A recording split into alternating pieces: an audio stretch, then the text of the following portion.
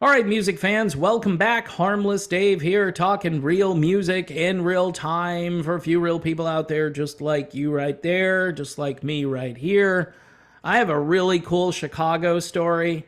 Before I get to that story, which actually involves the guy I'm going to talk about here, I'm going to do a little screen share here, which is always fun for me because, I just love doing this. It's Mitch Malloy. This is his brand new album. It's called The Last Song. If you go to mitchmalloy.com, you'll notice that you can buy it now. And you can also get this really cool bundle package here. It's the deluxe bundle, $89.95. And what do you get for all that? Well, you get vinyl, you get white vinyl signed by Mitch Malloy. I'm assuming the record itself isn't signed, but maybe the outside, right? The CD as well, an 8x10 picture, a 25x24 poster, both of which are signed. It's a definite collectible, especially for the ladies. Guitar pick with Mitch Malloy logo on it. MP3s of the brand new album, The Last Song. 3 behind the scenes recording process videos, and then all this other stuff. By the way, handwritten lyrics for One of a Kind, which is currently playing over on Modern Retro Radio. And guess who's doing the intro for the song? It would be me. You also get The Last Song, which is another handwritten lyric, apparently. And then Mitch Malloy photos. You get videos, including building a bridge and using this song. And then the chance to win a private Zoom concert with Mitch Malloy along with Q&A. So that might be, especially after the bombshell that I'm going to report on here about Chicago and Mitch Malloy. Yeah, so Mitch Malloy was talking to me about some things off camera. We had a really long conversation, and I really should have just recorded it and told him I wasn't recording it because it would have been like 20 videos that I could have posted, but I don't do that. I'm not that sneaky. But in any event, we got talking about Chicago for whatever reason. And he said, I had that job. And I'm like, what? What do you mean you had that job? So apparently Keith Howland, who is a good friend of Mitch Malloy, or was at one point, after Jason Scheff decided to leave Chicago, he was the first guy that everybody thought of. And Keith Howland, who also brought Jeff Coffey into the band, said to everybody in the band, hey, this is our guy. He's got a similar hairstyle. I mean, his is a little bit longer than Jason's, but I'm thinking that it would have made a good visual for the band to have Mitch Malloy. And Mitch Malloy can play bass guitar, which to me is a bonus, because if you can sing and play bass, then you're filling that traditional Peter Cetera role. Jason Scheff did it really well. Jeff Coffey ended up doing it really well. Unfortunately, the current singer of Chicago does not play bass, but he sings, and some people really like the way he sings. But I'm thinking, Mitch Malloy. Now, the problem, right, with the Chicago philosophy, before I get to what happened, the problem is they don't like guys who steal the spotlight. They didn't like it when Peter was doing it. I don't think they liked it when Bill Champlin was doing it, because Bill just being there and people knowing who Bill Champlin is, I think at times it became Bill Champlin and Chicago, or Chicago with Bill Champlin and Jason Scheff to some degree. So Mitch tells me this. He says, hey, it was his job to lose. We're giving you the job. You're not auditioning.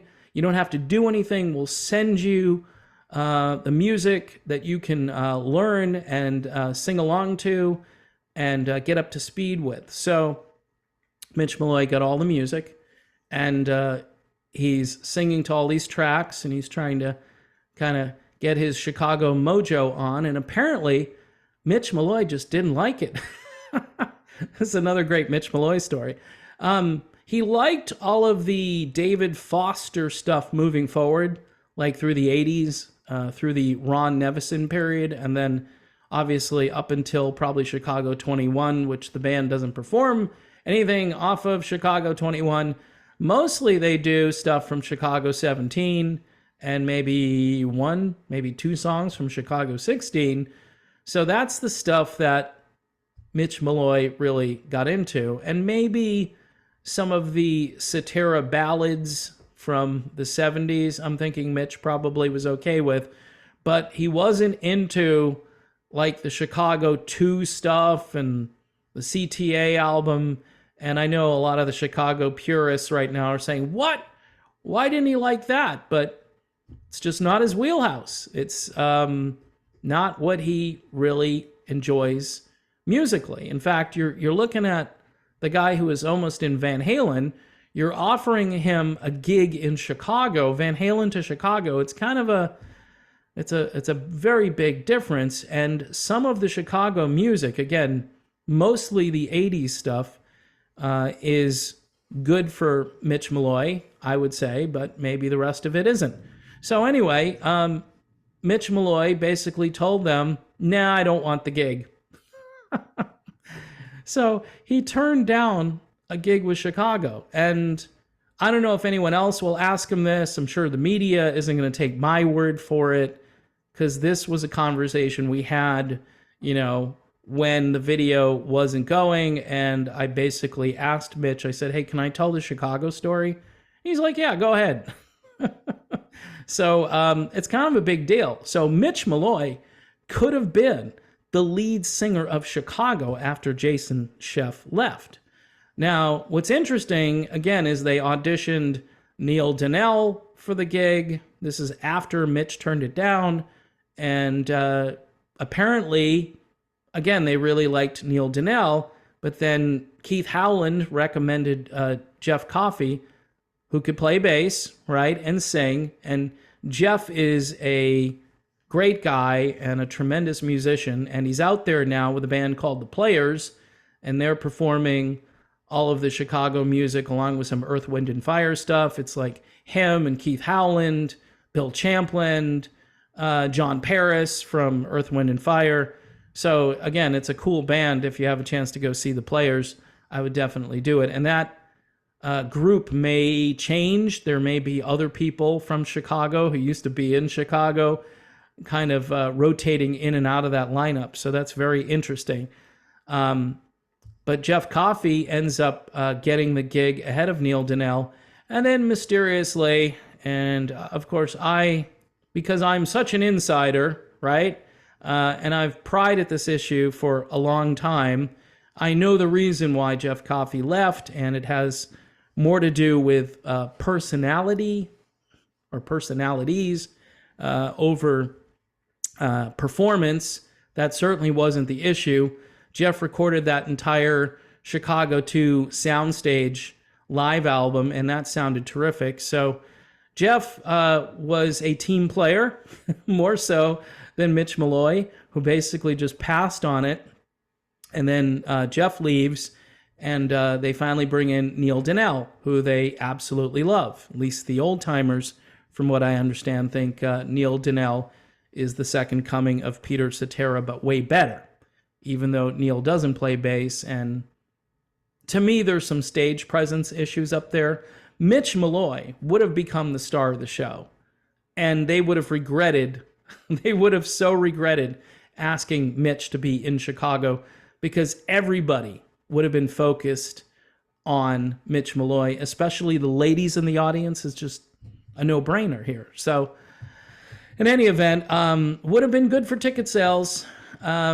Maybe they should have offered Mitch some money up front. Maybe Mitch would have been more willing to learn, some of the real old school stuff. But they don't really perform a lot of super deep cut older material, but I guess it's just not in Mitch's proverbial wheelhouse, like I like to say. So it's a cool story. And again, another band that Mitch Malloy decided not to be in.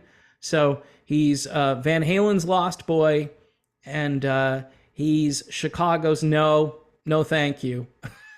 So there you go, Mitch Malloy. All right, so usually I will show the album again that I'm showcasing here, and we'll do the screen share again. This is Mitch Malloy, the last song. This is how you get the bundle. You go to his website, mitchmalloy.com, and you can basically read about this new album, and then all of the different artists that Mitch Malloy has worked with. It's a pretty long list. Also, some of the things he's done as far as voiceover work. It's really impressive. I mean, Mitch Malloy is a jack of all trades, and he's more than just Van Halen's Lost Boy. You know, if he had gotten into something maybe 3 or 4 years earlier, either his solo work or fronting a rock band, this guy probably wouldn't interview with me because he'd be too famous and I wouldn't be able to reach him. So in any event, Mitch Malloy, it's excellent music. I've heard the whole album. You definitely want to purchase a copy. Pre-order a copy over at mitchmalloy.com. And you can hear the brand new track over on Modern Retro FM, right? Modern Retro Radio, modernretrofm.com. And I am introducing the song, so when you hear my voice, turn the radio off. No, I'm just kidding. No, don't do that. Keep listening. You may be tempted to turn it off. You may think I'm going to point through the radio and talk to you, but that's not what's going to happen. So again, modernretrofm.com. Thanks to all the patrons. I still need your help. Again, the albatross or the algorithm, pretty much the same thing. If you can watch the videos, share the videos, subscribe to the channel, think about maybe, $1 a month over on Patreon if you can help me out. Until my next video, thanks for watching. God bless you all. God bless America. More importantly, God save America. And also, hey, why not? God save the Queen too.